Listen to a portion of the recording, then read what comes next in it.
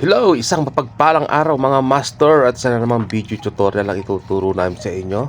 At sa video ito ngayon ay ituturo namin sa inyo paano mag-repair naman ng cable. Yan, itong kable na to ay 2,500 380 kb. So ayan, ang kable natin na nagkaroon ng damage ang sheet. So kailangan pa natin na i-glass or tanggalin natin muna yung outer jacket.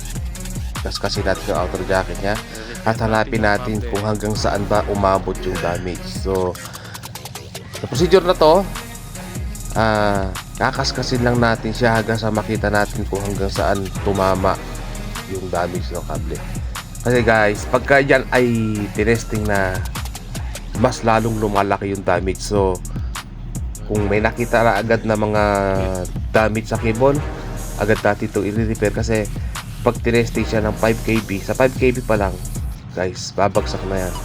So kakalat na yung kuryente niya at mas lalaki yung sira nung jacket. So ang ginagawa ko dyan guys ay igaglas ko lang siya ng igaglas hanggang sa makita ko kung hanggang saan siya. At pagka hindi siya tumama sa aluminum foil o sa armor ng ating cable, ay mauobliga tayo na buksan yan at i-repair natin. So at this moment guys, hindi naman siya umabot sa aluminum foil. So ang gagawin lang natin dyan ay isasanding natin, igaglassing, at lalagyan lang natin siya ng high voltage tape at PVC. Hindi na natin kailangan lagyan siya ng resin kasi hindi naman siya umabot doon sa pinaka armor ng ating cable. So yan ang ginagawa namin dyan sa mga minor dents or minor damage ng mga kable ay i-glass lang namin yan. So kapag nakataon ito guys, wala na, natanggal na yung damage ng kable. So ang ginagawa lang, ipinapantay lang siya. Yan. So pagkatapos nyan, igaglasing na paikot na ang glassing yan. Okay na yan. So guys, umabot ka sa punto ng video na to, baka maaari mong i-comment kung taga saan ka para malaman naman natin kung saan na umaabot ang ating video. Shout out nga pala sa mga aspiring master electrician dyan, sa mga gusto na ganitong trabaho or makakita ng mga ganitong klase ng trabaho, ay ibisita nyo lang po ang aking Facebook page at ang YouTube channel, The Expat Type 101. Samahan nyo na rin po ng konting follow at subscribe sa ating mga channel kasi more on high voltage po ang content natin. So yan guys, sa mga gustong sa mga gusto na makakita or matuto ng ganitong trabaho about high voltage cable and termination, joints and termination, visit nyo lang po ang ating Facebook page at ang ating YouTube channel, The Expat Life. So balik tayo sa trabaho.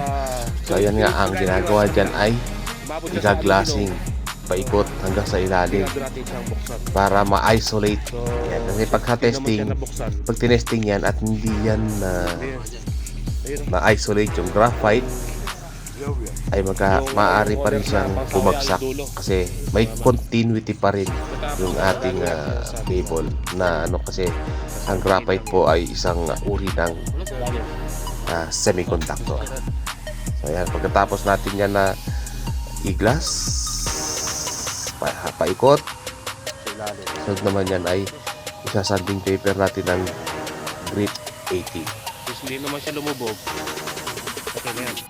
Tape lang natin yan. High voltage. High voltage tape. Tsaka lang sandingin na lang natin yan.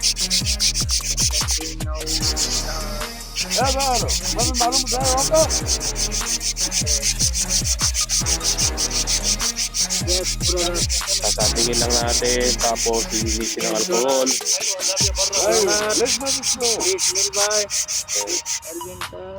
This Umar. I don't know what his name. Okay. Give alcohol.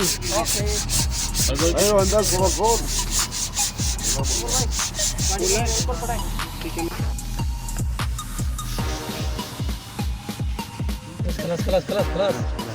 Close.